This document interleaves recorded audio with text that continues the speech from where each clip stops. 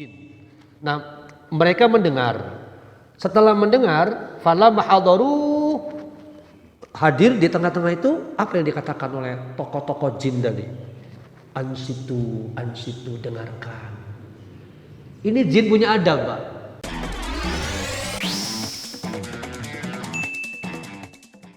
Hamdan syukran lillah, asyhadu an la ilaha illallah wahdahu la syarikalah wa asyhadu anna Muhammadan abduhu wa rasuluh alladzi la nabiyya ba'da. Allahumma shalli wa sallim ala Rasulillah sallallahu alaihi wasallam uswatun hasanah wa ala alihi wa ashabihi wa mawala. La haula wa la quwwata illa billah. Wa ba'd. قال الله تعالى في كتاب الكريم أعوذ بالله السميع العليم من الشيطان الرجيم يا أيها الذين آمنوا اتقوا الله ولتنظر نفس ما قدمت لغد واتقوا الله إن الله خبير بما تعملون وقال الله تعالى أيضا ولئن اتبعت أهواءهم ba'dalladzi ja'aka minal ilmi ma laka minallahi min waliyyin wala nasir. Wa qala Allah ta'ala aidan wa ma anta bitabi'in qiblatahum. Wa qala Rasulullah sallallahu alaihi wasallam la ya'ti zamanun illa walladzi ba'dahu syarrun minhu. Jamaah para bapak dan ibu, Anas bin Malik radhiyallahu anhu pernah mengemukakan sebuah hadis mengenai hakikat perubahan waktu, bahwa la ya'ti zamanun illa walladzi ba'dahu syarrun minhu hatta talqauna rabbakum, bahwa tidaklah datang satu masa waktu kecuali waktu yang datang itu lebih buruk daripada yang sudah lewat. Hatta talqauna rabbakum, sampai kalian berjumpa atau menemui Allah. Istilah zaman itu mengacu pada perubahan hari, perubahan pekan, perubahan bulan, perubahan tahun. Kita memang tidak boleh melakukan ritual, ya. Jangankan ritual, selamat tahun baru pun sesungguhnya tidak ada. Tetapi momentum perubahan itu diingatkan oleh Allah untuk kita evaluasi. Karena itu sebagai awal atau pembukaan ada 3 hal, Pak, yang kita coba pahami bersama, ya. Pertama, hakikat perubahan waktu. Hadis tadi mengingatkan kita bahwa kita memang secara normatif selalu berharap bahwa masa yang baru, periode yang baru gitu ya, atau tahun yang baru pasti berharap mudah-mudahan lebih baik. Normatif. Dan itu hak kita sebagai hamba, mudah-mudahan yang akan datang lebih baik. Di sisi lain, harapan itu berbasis pada ketidaktahuan sebetulnya. Sebagaimana Luqman 34, bahwa matadri nafsun maza taksibu ghadan. Tak seorang pun tahu kejadian esok hari. Karena itu sesuatu yang bersifat pasti adalah ketidaktahuan kita esok hari. Sementara di sisi lain kita sangat yakin Allah yang Maha Tahu. Maka semestinya kita kembalikan kepada Dia. Nah, poin pertama, mari kita pahami bahwa hadis ini memberi kita warning, peringatan untuk bersikap waspada terkait dengan perubahan-perubahan kondisi ke depan. Bukan saja persoalan politik, sosial, budaya, tidak, tapi seluruhnya. Bahwa kondisi yang disebutkan ba'dalladzi syarrun minhu, bahwa tahun yang akan datang, periode yang akan datang, masa yang akan datang itu lebih buruk sampai hari kiamat. Ini menunjukkan bahwa setiap mukmin harus punya kesiapan segalanya yang kuat. Bukan saja fisik, nalar, tapi juga spiritual, hati yang paling penting. Pertama, yang kedua, surat Al-Hasr tadi mengingatkan kita untuk melakukan sesuatu. Di sana ada kalimat wal tangzur nafsun ma qaddamat. Menurut Syekh Ibnu Al-Utsaimin, huruf lam di dalam sebuah kata kerja lazim disebut lam amr, itu memberi pesan yang sangat kuat. Hendaknya setiap diri harus mengamati, memperhatikan, melihat. Ini sama dengan evaluasi. Apa yang kita lihat? Ma qaddamat, yang sudah kita lewati. Nah, patut kita tengok ke belakang, merenung sejenak sambil melakukan reminding, ya. Proses mengingat kembali sebentar. Tahun 2021 yang sudah lewat, tentang mungkin kita perlu membuat list kali Pak ya. List. Sholat 5 waktu, konsistensinya bagaimana? As-sholatu ala waktihanya, bil jamaahnya seperti apa? Apakah tepat waktu, apa berjamaah, atau masih sering kewe, ayah waktu kewe. Kalau masih begitu, astagfirullah, kurang teh bisi maut ti heula. Satu, sholat 5 waktu beres, as-sholawatul khamsah, jalan 5 waktunya, tepat waktunya di masjidnya. Poin kedua, sholat sunnah, kita lihat lagi, tilis lagi. Rawatibnya apakah sudah 10 rakaat atau 12 rakaat. Kita jalani semua, padahal kata Rasul, ketika 10 atau 12 rakaat sholat sunnah rawatib dijalankan, kan dakhalal jannah Pak. Jaminannya kan gitu, dakhalal jannah. Sementara orang hayang surga pun bisa mah haratis gitu, ya nggak bisa. Nggak ada surga haratis gitu kan. Tetap ada proses pembelian tanda kutip. Yang kedua, yang ketiga, tilawah. Kedekatan kita, interaksi kita dengan Al-Quran. Kalau kemarin kita belum bisa baca, bismillah, naikkan levelnya kemampuan tilawah. Seperti yang pernah saya ungkap bahwa 54,64% penelitian LIPI umat Islam Indonesia itu bisa baca Quran. Maka kita naikkan, ya Allah saya malu, belajarlah. Kalau sudah bisa, naiklah menjadi tafhim, ingin memahami. Di sini sudah ada guru kita Ustadz Rahmat mengajari bahasa Arab. Itu kan bahasa Arab itu Quran kan Pak?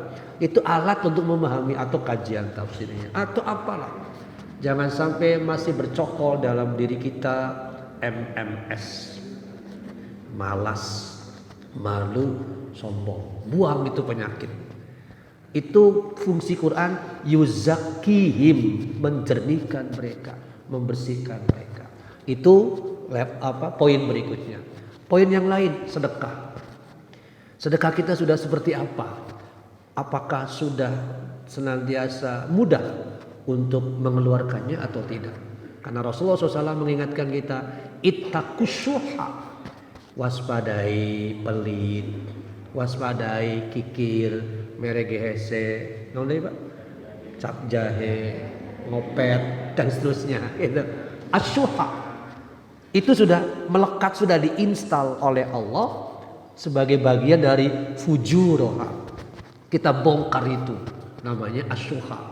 Sebab kata Rasul, ahlaka mangkana qablakum. Hancurnya orang-orang dulu sebelum kita itu karena pelit tadi. Kemudian ada yang lain, bagaimana kita harus bermain menjadi pribadi yang player mentality.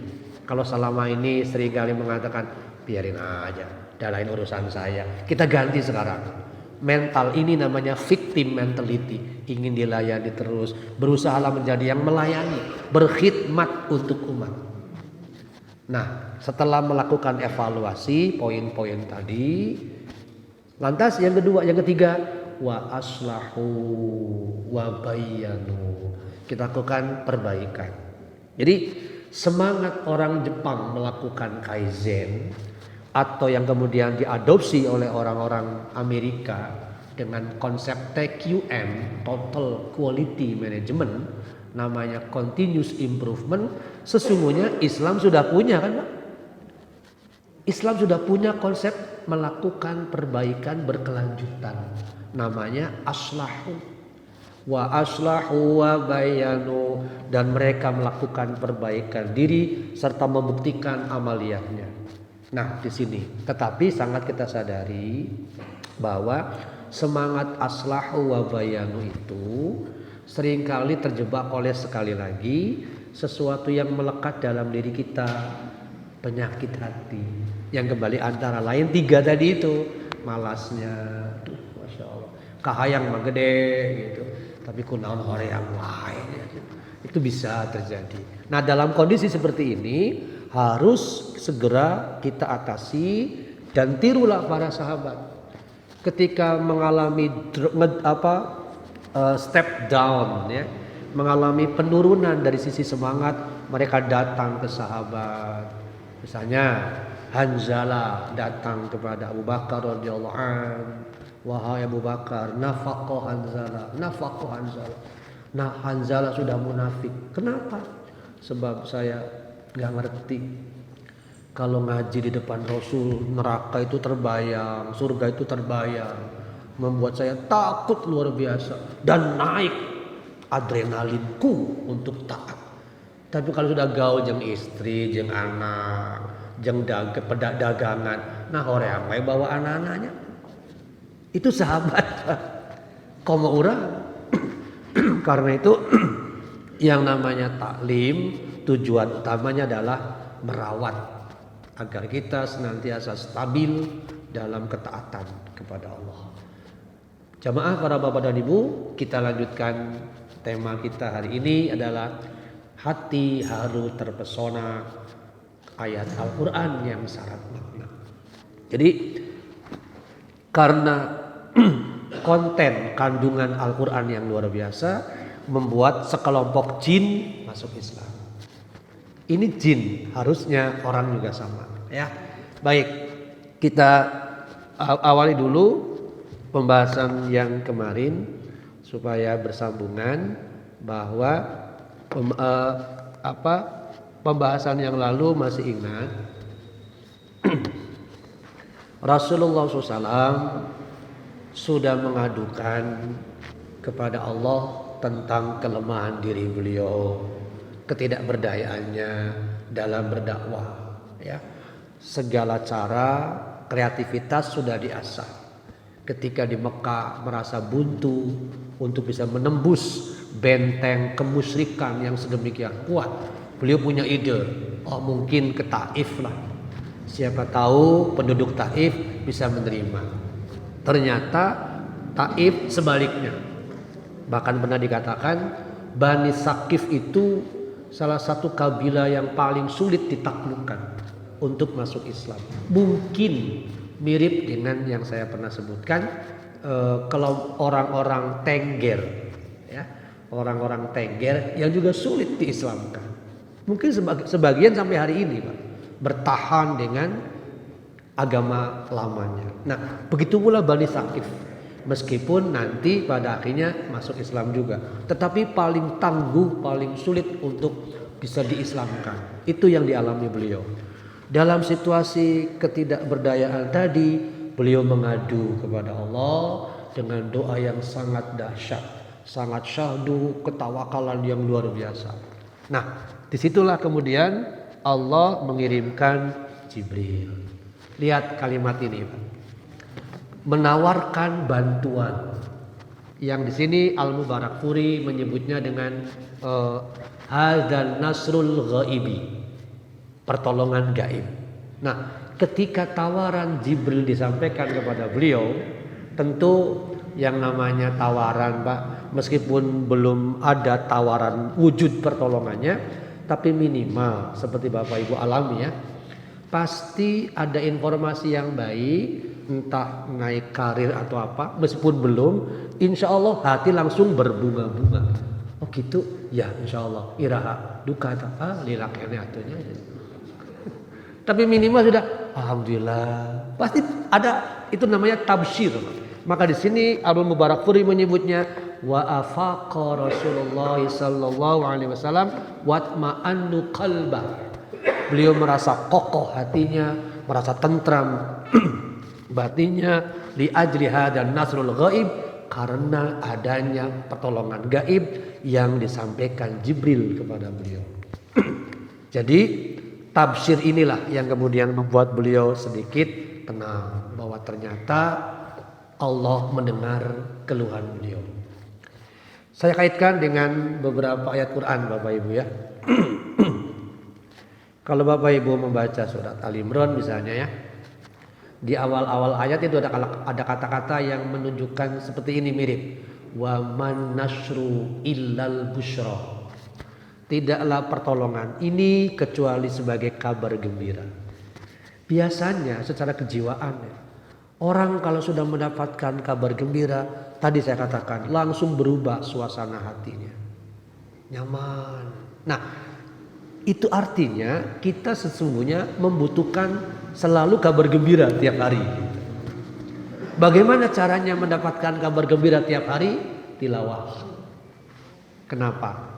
Karena pada saat kita tilawah Quran, insya Allah selalu ada nuansa baru, ada al-tabsyir yang Allah sampaikan untuk kita lewat kisah Nabi, lewat kisah orang lain, lewat kisah Rasulullah SAW tadi. Nah ini yang dialami oleh beliau tadi ya. Lantas apa yang didengar? Alladzi amaddahu Allahu alaihi min fawqi sab'a samawat. Beliau mendengar berita gaib, pertolongan gaib tadi yang Allah sampaikan kepada beliau dari atas langit, 7 lapis langit. Kalimat ini menunjukkan informasinya jauh diucapkannya, tetapi sampai kepada beliau. Tetapi secara logika mungkin sulit Pak untuk bisa memahami ini ya. Tapi yang pasti Jibril memberikan kabar gembira mengenai pertolongan tadi, yakni Muhammad, malaikat penjaga gunung di sini sudah aku perintahkan. Kamu tinggal ngomong, ludes itu Bani Sakif. Bayangkan Pak, kalau beliau orangnya emosional. Oh ini bener kebenaran, geus beakeun oleh eseh sama eta mah. Bayangkan kalau beliau tidak memiliki fabima rahmatin minallahi lintalahu. Terbayang Bapak Ibu ya, kalau beliau tidak punya lintalahum karena rahmat Allah tadi kalimatnya. Ya Allah yang geus bela kebenaran pucuk dicinta ulang tiba. Udah weh beakeun kabeh, capek aing mah hese ngabejaanana. Enggak lah. Ini menggambarkan subhanallah betapa rahmatin itu bukan dari siapapun, minallah. Bentuk rahmat Allah itu tadi kelembutan hati, tidak emosional, tidak gurung-gusu, tidak selalu terburu-buru, tidak bersifat reaktif, normal. Nah, melatih jiwa yang tenang ini tidak mudah, Pak. Itulah sebabnya Musa alaihissalam seperti yang sudah sering kita baca mungkin ya, membaca Rabbishrah li sodri wa yassir li amri. Apa hubungannya dengan lisan? Ada. Ketenangan hati itu menjadi penentu lisan berbicara tenang, begitu pula tindakan juga tenang pada saat hatinya selalu tenang. Tetapi kembali ke tadi, tidak mudah juga mendapatkan itu. Dalam konteks keseharian hari ini, banyak orang-orang yang mendapatkan nasrul ghaib, pertolongan gaib. Tetapi perlu dipahami, datangnya nasrul ghaib senantiasa diawali oleh pendekatan kita kepada Allah, kebiasaan tertentu. Saya ambil 2 contoh, mungkin sedang viral beberapa ya. Pertama, viral di Lumajang bahwa lahar tidak menembus rumah, ya Pak ya, yang biasa dipakai untuk tahfiz Quran. Itu artinya benar kata Allah dan kata Rasul, bacalah Al-Quran, jangan jadikan rumahmu seperti kuburan, karena tidak pernah dipakai untuk membaca Al-Quran. Artinya kalau kita ingin mengundang berkah dan rahmat Allah, jadikan rumah keseharian kita ada di dalamnya tilawah Al-Quran. Itu faktanya. bahwa rumah itu dilewati oleh lahar. Logika saya, kenapa bisa begitu? Lahar ciptaan Allah bukan. Itu artinya walillahi junudus samawati wal ard. Tentara Allah itu ada di langit dan di bumi, bisa diatur oleh Allah. Kamu jangan lewati rumah itu. Mangga ya Allah, ini tak dia gitu. Belok sebelah kiri, aneh. Mungkin kalau orang Antapani menyebut gelo eta laharnya, nyebut gelo aja Pak. Astagfirullah. Disebut gelo eta lahar gitu. Hanya gara-gara belok ke kiri. Ya Allah ya Allah. Di kita Pak, bukan di sana. Itu yang pertama. Yang kedua, yang kemarin di Kroya, Pak, ramai juga kan, viral. Toko yang lain habis terbakar api, tapi toko ini utuh. Ternyata rahasianya sedekah. Yurbis sodako, tadi sudah di awal disebutkan. Yurbis sodako. Belum lagi hadis yang mengatakan tentang jaminan perlindungan dari kebiasaan bersedekah. Dulu pernah saya katakan di Bojongkoneng Kaluhur, Ciharalang, ada kafe-kafe habis oleh angin puting beliung. Di Cikutranya waktu itu banjir sampai seperti sungai Pak, jalan Cikutra itu. Sampai ada seseorang bapak-bapak yang karena nekat melawan arus, belum ada pagar besi ya, itu terjerumus ke dalam selokan dengan air yang meluap, terbawa arus, ketemunya di Bojong Soang jasadnya. Nah di Bojongkoneng sana angin menghabiskan kafe-kafe, tetapi satu yang tidak bongkar oleh angin tadi. Dan di tempat itu saya biasa taklim. Orang itu juga pemiliknya saya ajak sedekah. Mau? Alhamdulillah Pak Ustaz. Iya Ibu. Ya jadi Ibu terus ya sedekahnya. Iya insya Allah. Sampai hari ini Pak. Jadi ada tilawah Quran, ada sedekah, itu melindungi yang bersangkutan dari sesuatu yang menghinakan atau mendapatkan nasrul ghaib tadi ya, pertolongan gaib. Para bapak dan ibu rahimakumullah. Nah, dari sini jelas saya kira ya. Kemudian ada kalimat begini, setelah beberapa hari setelah mendapatkan kabar gembira tentang pertolongan tadi, Rasul pun fi tariqi Makkah, melanjutkan perjalanan ke Mekah. Sampailah kemudian di Wadi Nakhla. Wa aqama fihi ayyam. Di situ beliau beristirahat selama beberapa hari. Tetapi dalam pandangan Al-Mubarakfuri, beliau hanya singgah di Wadi Nakhla, tidak sampai membuat rumah. Komodoi dengan istri deui teu. Enggak, Pak. Kalau di kita kan katanya sopir gitu ya. Setiap sopir, setiap tempat pasti boga istri. Ini enggak, insya Allah. Beliau terjaga dari sisi itu. Sehingga kemanapun ya sekedar singgah saja, tidak mencari istri baru. Enggak, itu gambarannya. Wa aqama fihi ayyam. Beliau hanya menetap di sana selama beberapa hari. Sehingga dalam pandangan Al-Mubarakfuri, riwayat yang lebih kuat, beliau hanya singgah, hanya katakanlah bermalam beberapa hari, kurang dari sepekan, dan tidak pernah membuat rumah di tempat itu. Para bapak dan ibu rahimakumullah, sampai kemudian melanjutkan kembali ke Mekah perjalanannya. Baik, kita lanjutkan ke sini. Singkatnya, Wadi Nakhla hanyalah atau sekedar transit saja untuk beristirahat.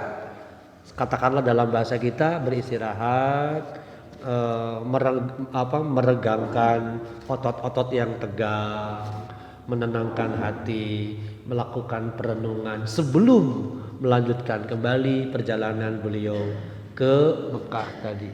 Nah, ini kira-kira Pak ya, wilayah yang sekarang disebut Wadi Nakhla itu sekarang. Jadi di luar kota Mekah menuju Madinah, tapi letaknya masih agak jauh dari kota Mekah. Jadi ya, sekedar gambaran peta untuk memberi imajinasi, visualisasi ya.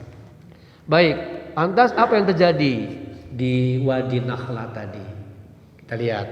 Al-Mubarakfuri menyebutkan bahwa setelah beliau menetap selama beberapa hari, ayam tadi, fihi ayam, beberapa hari. Beliau kemudian Allah mengutus kepada Rasul sekelompok jin. Allah mengutus sekelompok jin yang tertarik kepada bacaan apa yang beliau baca. Dikatakan begini, ada 2 surat para bapak dan ibu yang di dalamnya menguraikan tentang ketertarikan jin terhadap Al-Quran. Pertama surat Al-Jin sendiri, ya. Yang kedua surat Al-Ahqaf. Saya kutip dulu ini surat Al-Ahqaf, ya, bahwa wa id sarrafna ilaika nafaron minal jin yastami'unal Qur'an. Nafaron biasanya dipakai untuk menggambarkan sekelompok. Jadi lebih dari 3 biasanya, ya. Nafaron itu menunjukkan bahwa sekelompok jin. Nah, mereka mendengar.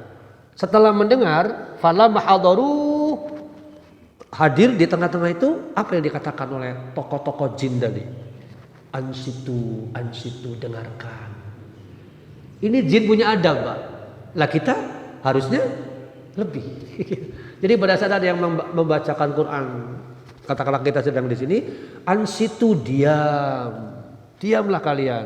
Fala maqudiya walau ila qaumihim mundirin. Setelah selesai, dia kembali ke kaumnya, lantas mengingatkan, ya kaumuna, kaumku. Inilah harusnya dilakukan oleh kita.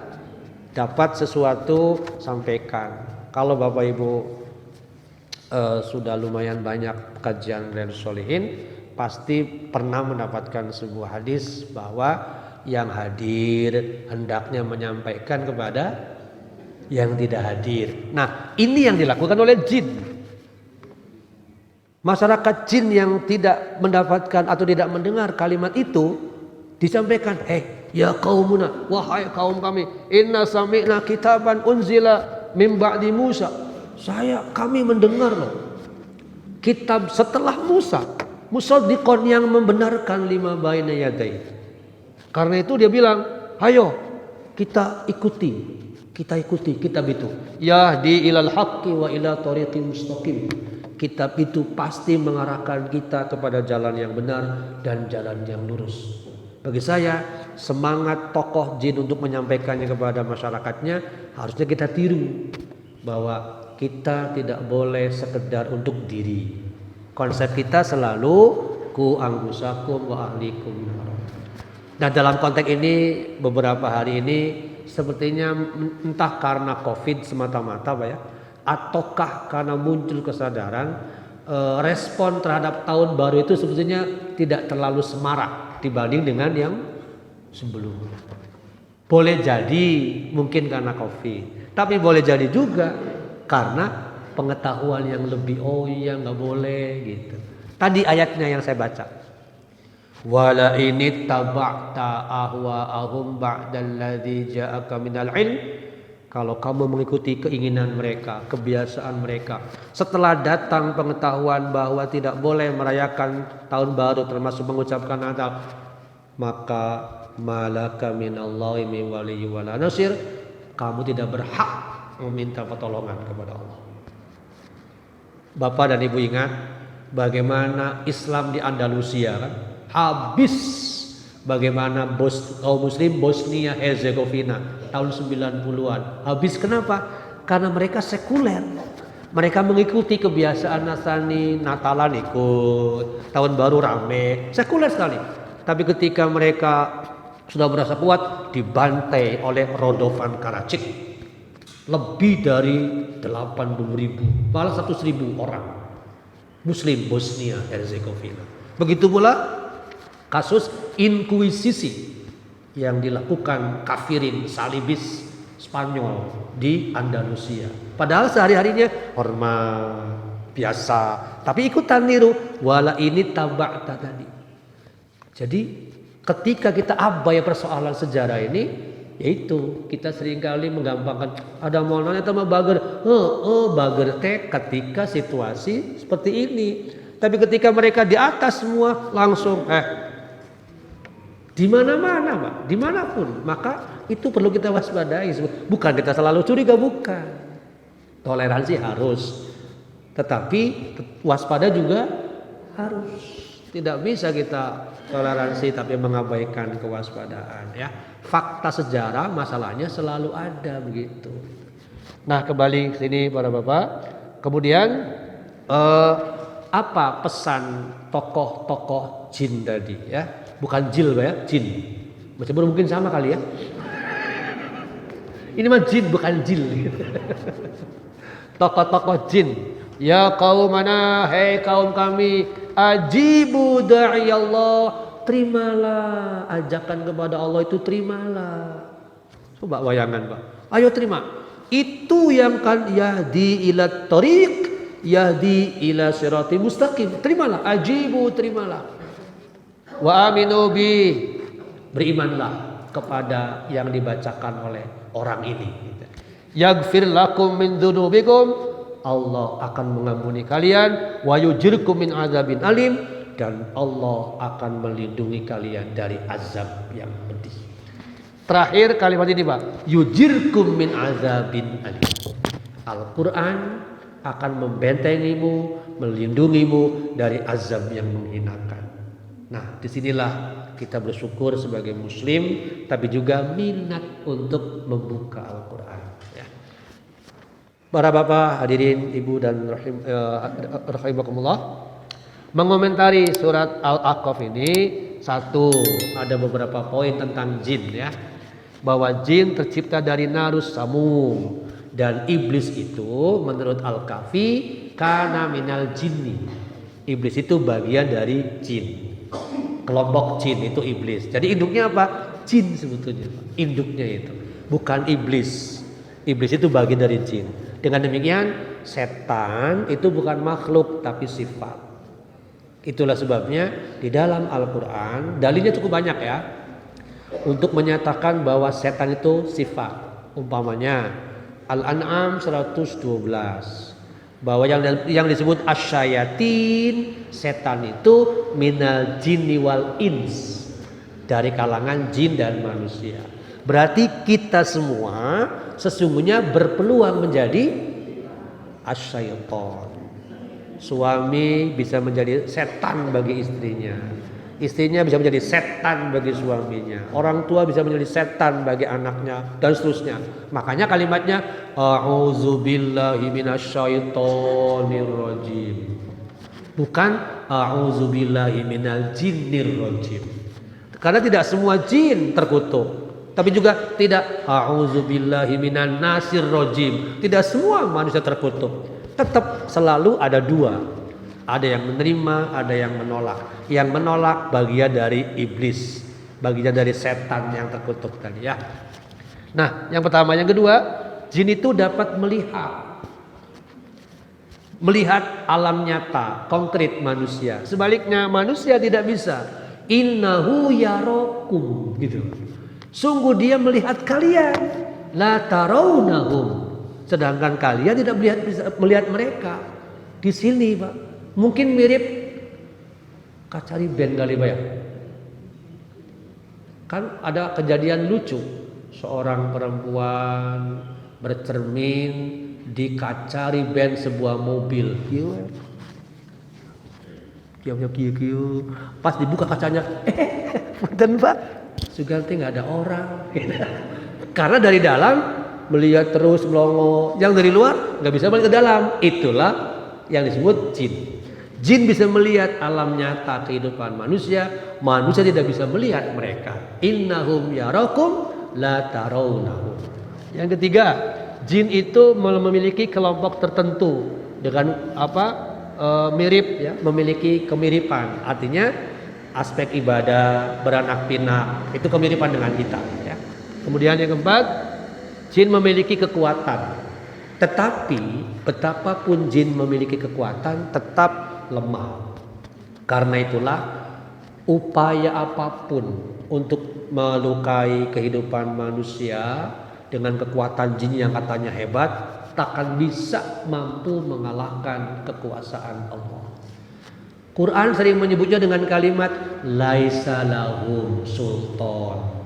Mereka tidak punya kekuatan. Karena itu ketika kita melawan jin dengan cara yang sama seperti mereka, salah. Harusnya kita kembalikan kepada Allah lewat ibadah kita, lewat zikir kita lawan mereka, insya Allah tidak akan mampu mereka menahan. Yang contoh lain ini kalau salah satu kemampuan, wa anna lamasna samaa fawajadnaha muliat harasan syadidan wa syuhuban. Setan itu jin itu yang kafir ya, seringkali mencoba mencuri dengar pembicaraan rahasia di atas sana. Mungkin sebagian ada yang benar makanya, tetapi itu nggak akan pernah benar semua, karena nanti mereka sebarkan kepada dukun-dukun yang sudah melakukan kontrak dengan mereka, sehingga tapi udah bener. Kita sering gitu kamu ya, sering menyebutnya tambah bener dah. Itu yang disebut dengan kemiripan, bukan sesungguhnya. Maka kalau kita kembali tawakal kepada Allah, lawan mereka. Jangan ada suuzon sedikit pun dalam hati, insya Allah bisa. Ya, itulah cara kita melawan upaya jin mengelabui kita. Kemudian 5, jin dapat mempengaruhi pemahaman dan keinginan manusia. Mempengaruhi, masuk. Ingat surat An-Nas. Alladzi yuwaswisu fi sudurin nas. Nah, masuknya keinginan mereka seolah-olah kalau pakai pakai udara ya,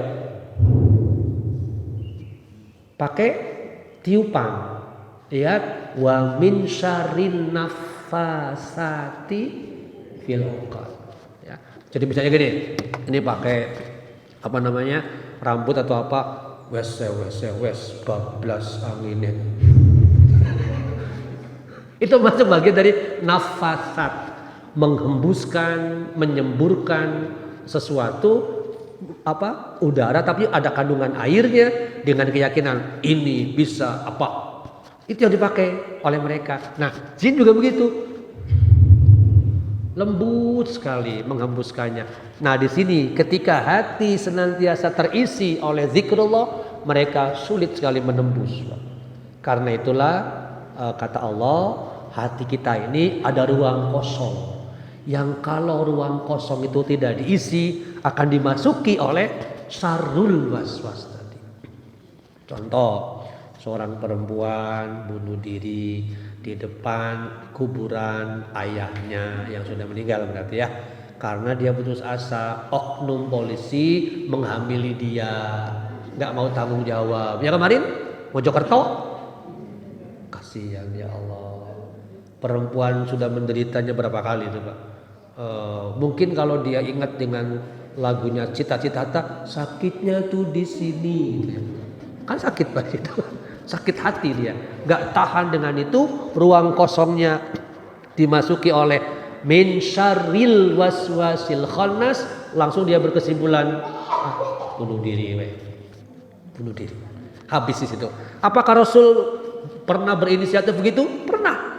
Nanti kita lihat ayatnya atau kita lihat peristiwanya. Dalam arti pernah itu merasa capek juga ya jadi nabi, pusing, iya susah, ini susah. Akhirnya kata Allah, bakhi'un nafsak, boleh jadi Muhammad engkau akan membunuh dirimu. Itu menggambarkan bahwa beliau sempat mengalami kelelahan. Kalau tidak diturunkan ayat di situ, maka kembali yang tadi Pak, ayat Quran itu akan membuat kita kokoh, wa yazidkum quwwatan, memperkokoh batinmu. Disitulah Quran jangan jauh. Orang selevel Syekh Yusuf Qaradawi saja tiap hari Pak sama. Usia beliau berapa sekarang? 89 kalau nggak salah. Tetap ada tiap hari, ya Allah ya Rahman ya Rahim. Ulama besar. Tetap tilawah Qurannya normal biasa, duduk baca Quran di rumahnya. Ya kita juga sama kan, mestinya harian di situ ya aktivitasnya. Nah, di sini bahwa janji setan yang menjadi bagian dari jin adalah fa bi'izzatika la ughwiyannahum ajma'in. Ya Allah, karena engkau menyebutku sesat, kata iblis Pak, kata setan juga ya, aku akan menyesatkan mereka ajma'in. Jadi target setan itu semuanya mun bisa mau. Seluruh manusia menjadi pengikutnya. Kalau di surat lain kalimatnya gini, yad'u hizb hizbahu min azabis sa'ir.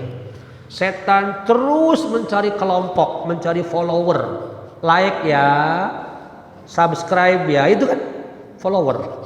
Terus mencari hizbah, pengikut. Untuk apa? Min ashabis sa'ir, agar menjadi bagian dari penghuni sa'ir. Jadi setan itu ya terus mengajak, tadi caranya gitu. Nah, kenapa? Bagi setan musuh manusia itu musuh nyata, musuh abadi sampai kapanpun. Nah, di sini contoh lain, gambaran betapa setan tadi berjanji kepada Allah, ya Allah, la bima aghwaitani, karena engkau menyebutku sesat, aku datangi mereka agar mereka tidak berada di atas jalan yang lurus. Aku datangi mereka min baini aidihim, dari sebelah kanan, dari sebelah kiri, dari depan, dari belakang. Didatangi semua. Itu kata syaitonir rajim. Targetnya tadi di sini, Pak. Targetnya adalah akan sedikit orang yang bersyukur. Wala tajida aktsarahum syakirin. Dengan usaha kami yang maksimal ya Allah, hamba-Mu tidak akan banyak menjadi hamba yang bersyukur. Nah, dalam konteks inilah para bapak dan ibu, kita semua bersyukur, alhamdulillah, menjadi syakirin paling tidak, meski jumlahnya sedikit dibanding yang sebaliknya ya. Para bapak dan ibu rahimakumullah. Nah, dari dua ayat yang berbeda ini ada dua hal. Pertama, janji iblis tadi ya, dari iblis bagian dari jin untuk menyesatkan manusia. Yang kedua, ada kekecualian. Kalimat ini illa ibadaka minhumul mukhlasin. Jadi kita harus berjuang, harus berjihad menjadi bagian dari hamba Allah yang mukhlasin, yang mukhlisin, yang akidahnya tetap terjaga, kemurniannya, kejernihannya. Sekali lagi, senantiasa taklim ini bagian dari alat untuk menjernihkan. Semacam kolam renang, Mbak ya. Kolam renang kalau dipakai terus tanpa pernah dibersihkan, kotor. Maka sekali waktu per sekian hari diganti airnya, dibersihkan. Jadi proses tazkiyah itulah yang tidak boleh berhenti kita lakukan. Para bapak dan ibu rahimakumullah. Yang keenam, jin itu bisa mendengar suara manusia sebagaimana bisa melihat ya. Yang ketujuh, dapat menerima hidayah atau kesesatan sebagaimana manusia. Karena itulah jin tetap disebut hamba. Tapi adakah jin disebut khalifah? Tidak ada. Karena khalifah cuma satu, inni ja'ilun fil ardi khalifah, dari kalangan manusia. Salah satu penyebab utamanya, jin tidak punya seperangkat alat bernama al-aqlu. Kalau manusia lengkap, bukan saja ruhaninya tapi juga al-aqlunya di situ. Ini kalimatnya ya. Maka wa anna minna solihuna wa minna duna zalik. Ini ucapan tokoh jin sendiri, Pak. Kata mereka, sungguh di antara kami ini ada orang yang solihun, tapi ada juga yang duna zalik, yang tidak solih. Sama kan, Pak? Manusia juga ada yang tadi yang kafirun, fasikun, ada yang mukminun, muslimun, mukhlisun tadi. Nah, di sini seumur hidup kita dua kubu yang berbeda jalur, berbeda basis ini akan senantiasa terjadi konfrontasi, suka atau tidak suka. Jamaah rahimakumullah, inilah tempat yang kemudian dibangun masjid jin. Sebetulnya bukan masjid jin, tapi memang disinilah konon, di tempat inilah sekelompok jin menyimak Rasulullah SAW membaca Quran, lalu bersahadat kepada beliau untuk mengenang tempat itu pernah terjadi seperti tadi. Dibangunlah Masjid Al-Bai'ah. Karena apa? Jin berbaiat kepada beliau untuk samina wa ta'na. Orang lebih mengenal masjid jin. Seolah di orang mah kalau menyebut sesuatu itu pasti yang gampangnya, Pak. Sama seperti pasar seng. Ditinggal esok aya teu sengna. Da enggak ada seng nama. Pasar seng. Apa maksudnya pasar seng? Namanya itu kan sukul lail, pasar malam sebetulnya. Loh kok kita menyebutnya pasar seng hanya karena Bukalapak dulunya cenamah terbuat dari kira-kira gitu ya. Maka disebutnya pasar seng. Udah nggak ada kan sekarang. Tahun 7 bulan mungkin masih ada. Para bapak dan ibu rahimakumullah. Surat kedua inilah yang disebut surat Al-Haqqah. Surat ini juga menggambarkan tadi ya bahwa annahustama'a nafaru minal jinni faqalu inna sami'na qur'anan ajaban. Ada kalimat yang berbeda di sini. Kami mendengar Qur'anan ajaban, Al-Qur'an yang sangat menakjubkan.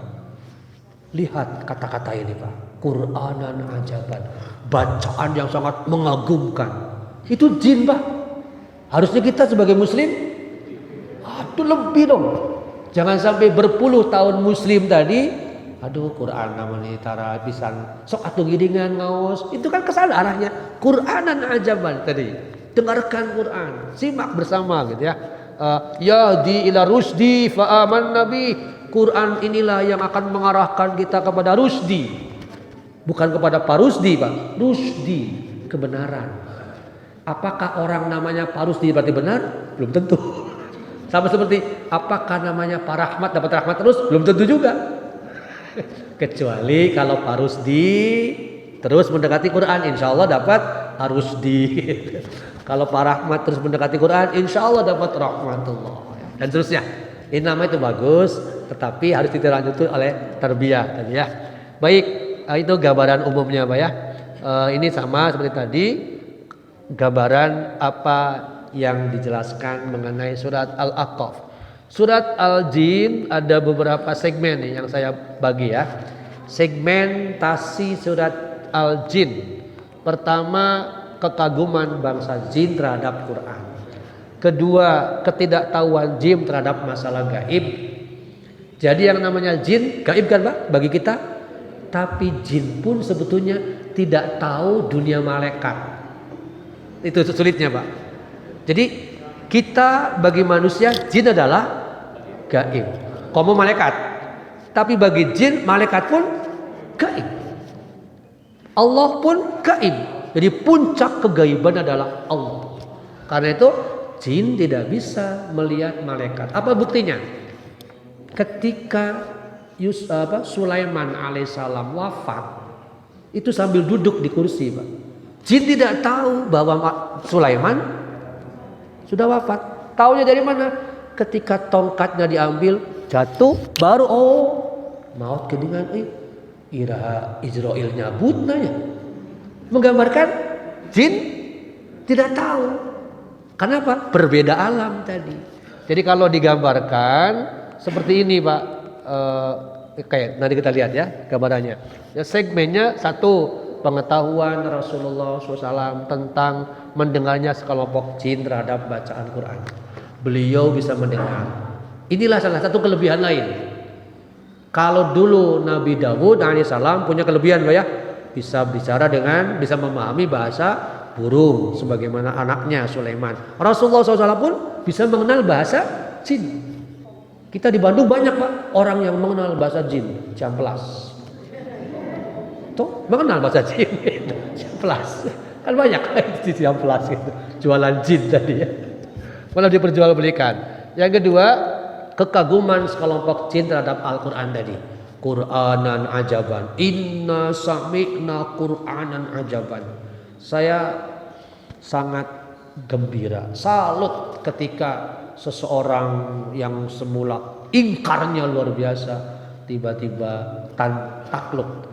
Ada seorang pendeta congkak sombong di Afrika. Di depan jemaatnya dia pernah membawa Quran, disiram bensin lalu hendak dibakar. Apa yang terjadi? Ketika dipegang Quran yang sudah disiram bensin, dia sudah memegang koreknya, ternyata tangan itu tersambar oleh bensin, terbakar, dilemparkanlah Quran. Uniknya Quran satu bagian pun tidak terbakar, sementara tangan dia terbakar. Di situ dia berpikir, ini Quran, apa yang terjadi? Jemaatnya juga sampai terbelalak semua matanya. Tak lama kemudian mengajak sahabat para jemaatnya, kita masuk Islam. Inilah bukti Quran itu hebat. Syahadat Pak langsung. Itu hanya karena mengalami peristiwa tadi, dibakar tapi kok tidak rusak, malah tangan dia yang terkena. Itu cara Allah ya untuk memberi hidayah kepada seseorang. Kembali ke yang tadi, yang ketiga, Quran mengarahkan kepada jalan yang benar. Sabil rusdi tadi pasti diarahkan, pasti Pak, insya Allah. Jadi bagi saya, ketika kita mengatakan ihdinas syiratal mustaqim, ya Allah tunjuki kami ke jalan yang lurus. Jawabannya itu kata Al-Maududi, zalikal kitabul la raiba fi.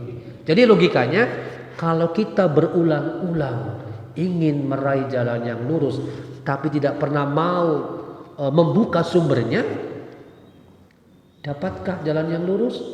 Ya nggak ada. Jadi wayahna buka kembali yang tadi, tilawah, koreksi ya.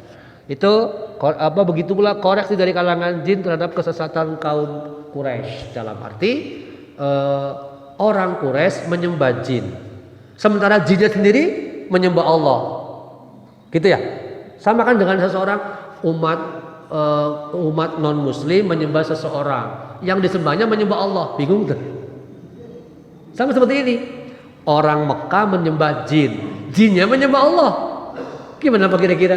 Yang kira-kira keliru ya manusianya menyembah jin tadi. Sama seperti manusia ini menyembah seseorang, kalau orang itu menyembah Allah, tidak masuk akal ya.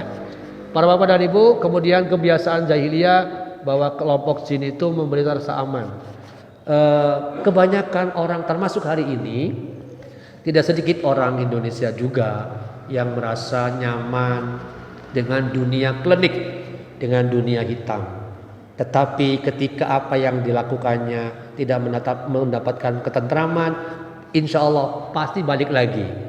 Lihat bagaimana kisah Joko Bodo. Apakah masih begitu sekarang? Enggak Pak, berbalik kan? Alhamdulillah saya merasa nyaman dengan Quran, dengan Islam. Artinya pasti berbalik Pak. Itulah yang sering saya katakan menurut Al-Alaq, inna ila rabbika ruj'an ya. Para bapak ibu rahimakumullah, maka adab kita terkait dengan tadi, fa idza qara'tal Qur'an fasta'id billah. Itu kaitannya bahwa innahu laisa lahu sultan. Setan dari kalangan jin atau manusia tidak punya kekuatan apapun untuk menggoda manusia kalau dia beriman. Sebagian jin beranggapan yang keliru bahwa Rasul tidak akan pernah lagi didatangkan oleh Allah. Sama seperti sebagian manusia, bahwa tidak akan ada lagi yang namanya Rasul. Ternyata dikirimkan oleh Allah sebagai Rasul terakhir. Mungkin pembahasan ini pernah dilakukan oleh Ustaz Lasanova ya. Minnah, bahwa nikmat tertinggi adalah dikirimnya pengajar. Dengan pengajar itu adalah seorang Rasul. Karena itu mestinya ketika ada orang yang mengingatkan dan ada orang yang mengajar, kita sambut dengan baik, dengan antusias, bukan sebaliknya mencemooh atau bahkan berpaling darinya. Sangat disayangkan Pak ya kalau keadaan itu terjadi. Ini kemampuan yang tadi ya.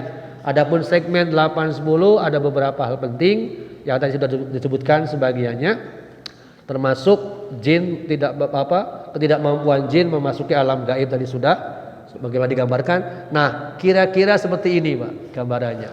Allau kanu ya'lamunal ghaib. Contohnya bahwa jin tidak mampu melihat alam gaib, gambarannya seperti ini. Langsung saja kalau dibuat gambarnya Pak. Nah, Allah adalah puncak kegaiban. Tidak mungkin kita masuk ke situ. Nabi pun tidak bisa, kecuali Rasulullah SAW, satu-satunya Nabi. Allah bisa melihat alam malaikat. Allah bisa melihat alam jin, apalagi alam ar-ruh dan manusia. Jadi ruh atau arwah ya, ruh, jin, malaikat, Allah. Dengan demikian dari Allah bisa melihat semua sampai alam konkret tadi, dunia alam manusia yang berjasad kita sekarang. Tetapi Manusia tidak bisa melihat ke atas tadi. Ruh nggak bisa, jin nggak bisa, malaikat apalagi Allah, kecuali nanti wallahu alam di alam akhirat. Sehingga akan keliru menyamakan ruh dengan jin, dua hal yang berbeda. Tetapi kita nggak bisa membedakan mana ruh mana jin. Disinilah kemudian dimanfaatkan oleh jin untuk memasuki orang yang sudah meninggal, di rekayasa. Kamar itu matakna kurang sajen, ayo buku sajen, curi kuaya kamari sana. Itu bagi saya cara mengelabui jin kepada manusia agar percaya dengan apa yang disebut syirik tadi ujungnya ya. Jadi konsep ini harus betul kita pahami agar tidak keliru dalam cara pandang kita terkait dengan dunia jin, dunia arwah. Sehingga salah itu yang disebut arwah gentayangan. Betul ya? Arwah gentayangan. Seolah-olah kalau orang sudah meninggal bisa gentayangan, bisa kemana-mana.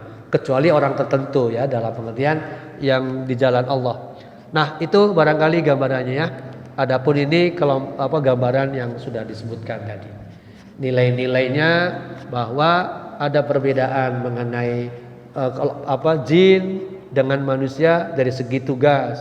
Kemudian seperti hanya manusia, jin diberi kebebasan untuk beriman atau mengambil jalan kafir. Bebas, beriman boleh, kafir pun silakan. Masing-masing punya gambarannya sendiri-sendiri. Demikian para bapak dan ibu yang bisa kita bahas hari ini terkait dengan terpesonanya sekelompok jin terhadap Al-Quran. Pelajaran berharga adalah bagaimana kita pun terpesona dengan Quran lalu aktif mendekatinya. Itu pesan pentingnya dalam rangka memperbaiki kondisi hidup. Barakallahu li wa lakum wastaghfiru innahu huwal ghafurur rahim. Baik, Ustaz. Waktu berpuasa mungkin ada yang bertanya. Untuk saya pertama ini berkaitan dengan sering disampaikan surat Al-Asr 18. Saya bertanya mengenai konsep berikut. Ini sering tafsiran akhirat. Ini khawatir menimbulkan penafsiran seolah merupakan dunia. Apakah ada tafsir lain sehingga ada orang-orang itu tidak perlu memakai? Baik. Unik sekali ayat ini tidak menggunakan satu kata yang sudah baku dan bersifat pasti. Misalnya wal tanzur nafsun ma qaddamat liyaumil qiyamah. Kan gitu Pak. Ayatnya tidak berbunyi begitu. Mungkin ini mirip dengan kata akhirah. Akhirah. Kita coba kembali dulu ke surat Ad-Duha. Walal akhiratu khairul laka minal ula. Nah, mengacu pada kata akhirat dengan lighad kita kaitkan. Ternyata akhirat di dalam surat Ad-Duha itu tidak melulu pengertiannya akhirat ba'dal maut. Tetapi yang dimaksud akhirat di situ bisa berarti masa depan di dunia.